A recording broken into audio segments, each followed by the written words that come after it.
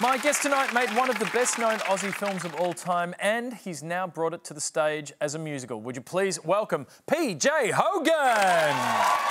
Hello, welcome. Now, the musical, which has opened and is travelling nationally, is being made like a long time since the movie was made. How have you had to modernise the character of Muriel? In a lot of ways, I didn't have to modify her at all.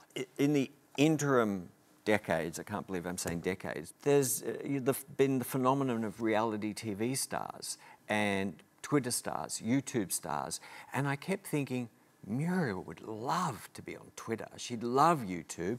She'd kick ass on a reality TV show. She always reminded me of Kim Kardashian. When Kim Kardashian came to fame, without the sex tape, Muriel did not have a sex tape. Yes. It's funny, a lot of people, when they meet Kim Kardashian, say, you remind me a lot of Muriel. Well, Julia Roberts said, I am Muriel to me, because she had major stars, she had choice of director, and I said, what do you want me? And she said, I love Muriel's Wedding. I am Muriel. And I can't tell you the number of really famous, glamorous people who've sat down with me and said, I am Muriel. Michelle Pfeiffer told me she was Muriel. I mean, it's insane. And I didn't have the heart to say, you're not actually. One of the stars of Muriel's Wedding is obviously the music.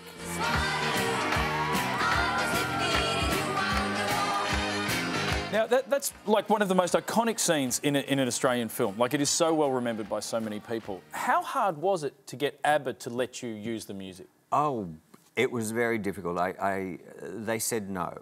ABBA had been burnt by filmmakers before, and they said yes to, I think, a Swedish film, and the filmmaker, who was quite well known in Europe, said, you know, I want to use Dancing Queen, and he lied to them. He said they was going to use it tastefully, and when Benny and Bjorn saw the film, Dancing Queen was the background music to an old guy in a wheelchair panting while a prostitute stripped. And they thought all filmmakers were like that.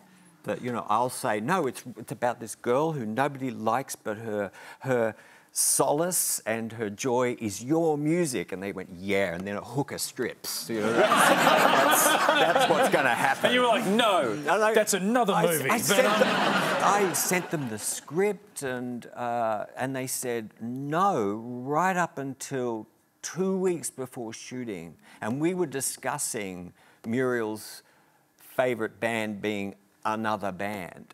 There was, you know, we got very close to it being the Village People. Which wouldn't have made any sense. I mean, they could have been dancing to YMCA, which just wouldn't have been the same scene. But what happened was I wrote a letter to Benny and Bjorn. I've written so many letters, but this was the most heartfelt. I basically bled on the page, and I said, you know, damn it, I'm going to go. I'm going to fly to Stockholm, and I'm going to stand outside in the snow until they say yes. My producer was very smart. She photocopied the ticket and sent it to them, so they knew I was serious. And they said yes because I'm a stalker.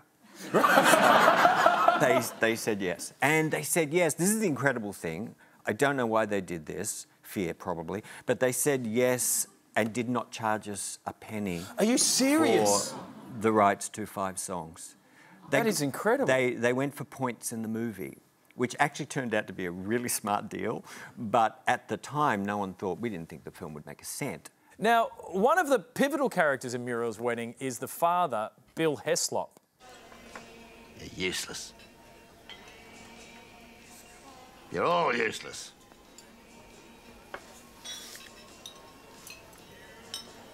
Bunch of useless no-abers. He is a real piece of work, but you don't nail a character like that unless it comes from somewhere you know.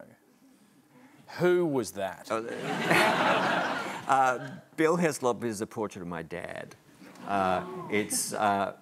You know, the only thing missing from that scene is I should be sitting at the table, because my dad would, you know, he was a bit of a drinker, and when he got some booze into him, he had a personality change, and he would bring the whole family out to Chinese restaurants. We'd often go to Chinese restaurants because he was a local politician, and he'd just start laying into us in public, usually with people he wanted to impress sitting beside him. And it was the 70s, so that was a different time, and they were impressed. So yeah, that was Bill Hunter was playing my dad. So was that cathartic though, putting as much truth as possible on screen about your father? Well, I didn't want to tell it as, you know, PJ's story, but I'm very close to my sister, and she really did pinch money from our dad, because because I got out, I went to the film school, but she was still there being called useless. And so she robbed him, and my sister vanished, and no one knew where she disappeared to. Should I tell you a story that I couldn't put in the movie, but it actually happened? Do you think you need to ask that question? Okay. I was living in Melbourne at the time of my sister's disappearance, and she called me up. And I said, "Oh my God, you're alive! You know, you've got to call Mum and Dad, because you know they think you've become a prostitute or a drug addict or something, you know, worthy of you." And because that's how they felt. They were very, very, very upset. And she said, "No, I'm too scared, Dad," because my father actually, you know, threatened to call the police. And I said, "Well, look, I'm going up to Sydney to direct a television show. I want you to meet me at the airport." And she agreed to do that. So Sydney Airport at that time had you know, a great big concourse and lots of escalators going up to the different gates. And so I was standing on top of one of the escalators, and I could see the entire concourse, and I knew that my sister would see me. The door opened, and in the door sweeps my father. Bill the Battler has arrived at the airport. He's in Sydney facing charges at the ICAC inquiry. And he comes straight towards my escalator, and then as he's getting on the escalator, my sister sweeps in through the door, and they ride the escalator up towards me.